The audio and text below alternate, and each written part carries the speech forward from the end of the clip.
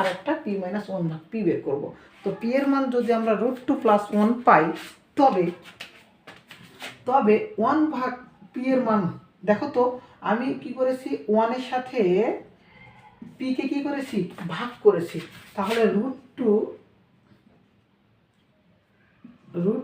+1 এটা লিখতে পারি। তবে যদি এইভাবে লিখে দিয়ে আসো তাহলে তোমার অঙ্কটা পরীক্ষা কি হবে, অবশ্যই ভুল হবে। কারণ আমরা এইটাকে আমাদের মনের আন্দাজে লিখতে পারি। যদি আমরা এই অংশটা তৈরি করি, একটা আমাদের নিয়ম আছে, হ্যাঁ। তো যখন আমরা নিচে যে সংখ্যাটি লিখব তার ভেতরে যে সংখ্যা চিহ্ন থাকবে, মনে করো এখানে প্লাস আছে, তার বিপরীত চিহ্ন বিশিষ্ট সংখ্যা লিখতে হবে। তাহলে বিপরীত চিহ্ন বিশিষ্ট সংখ্যা কি, √2 - 1। আমরা লবে যেটা লিখবো হরেও সেটা লিখবো, লবেও যেটা লিখবো হরেও সেটা লিখবো। যদি এখানে থাকতো মাইনাস তবে এখানে হয়তো প্লাস প্লাস, ক্লিয়ার? তবে হয়তো এটা কি প্লাস, মনে থাকবে। তাহলে এইবার দেখো তো, এই যে অঙ্কটাকে আমরা এবার এ বলতে পারি, এইটাকে বি বলতে পারি, এইটাকে এ বলতে পারি, এটাকে বি বলতে পারি। তাহলে দেখো তো a + b a - b, আমরা একটু আগে শিখে এসেছি যে into a + b into a - b, শিখেছি না, a + b into a - b। a + b এটা আমরা শিখে এসেছি a² - b² সমান a + b into a - b। তাহলে দেখো তো নিচে a + b, তাহলে এটা কি শিখেছি, a² - b²। তাহলে a বলতে কত, √2, আর b বলতে কত, 1। b বলতে কত, 1। ওকে, 1-এর সাথে এটা গুণ করলে যেটা আছে আমাদের সেটাই সমাধান, যেটা আছে আমাদের সেটাই সমাধান।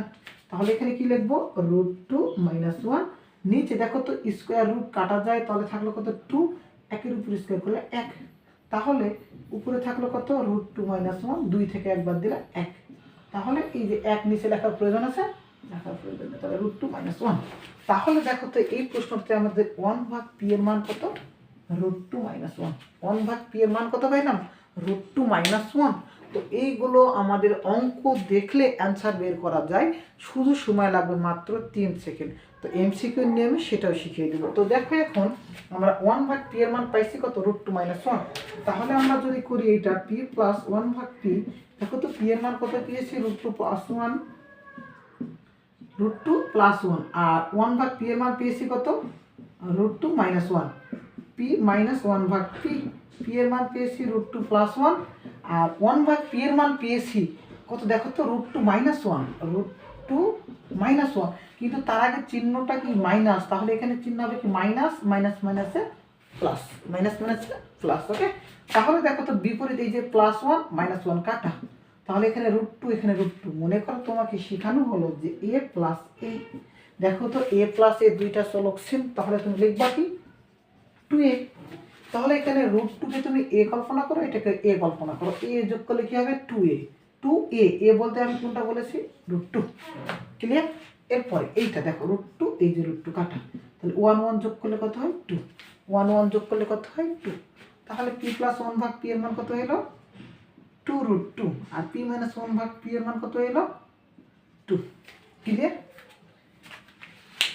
এতটুকু অংশ ভালোভাবে বোঝা গিয়েছে। এখন আমি তোমাকে বললাম যে অঙ্ক দেখলে তুমি সাথে সাথে অ্যান্সারগুলো করতে পারবা। তো সেইটার তোমাকে একটু ম্যাজিক ট্রিক্স দিব। দেখো যে আমি তোমাকে 2 থেকে 3টা অঙ্ক দিলাম। মনে করো এর মান √6 + √7। মনে করো যে m সমান √3 + √2। ওকে, ভালো করে বুঝবো অঙ্কটাতে √3 + √2, আর একটা দিয়েছি √6 + √7। আমি তোমাকে বললাম যে প্রশ্ন থেকে a + 1 ভাগ a কত, a - 1 ভাগ a কত। এখানে বললাম m + 1 ভাগ m কত, m - 1 ভাগ m কত। শুধু অঙ্কটার দিকে দেখবা, দেখবা যে 3 সেকেন্ডের মধ্যে তুমি নিজে অ্যান্সারটা করতে পারছো। ওকে, তো এখন আমি তোমাকে আগে ট্রিক্স দেখাবো 1 ভাগ a বের করার নিয়ম। কি বললাম, 1 ভাগ a, এখানে 1 ভাগ m। শুধু অঙ্কটার দিকে দেখবা ভালো করে। ওকে, ফোকাস দাও এখানে। দেখো তো এখানে √6 + √7 আছে, এখানে √3 + √2 আছে। এখানে ছোট সংখ্যা আগে দিয়েছি, এখানে বড় সংখ্যা আগে দিয়েছি। ওকে, এই জায়গাটায় শুধু ভালো করে ফোকাস দিবা। তাহলে এর মান যেটা পাবা,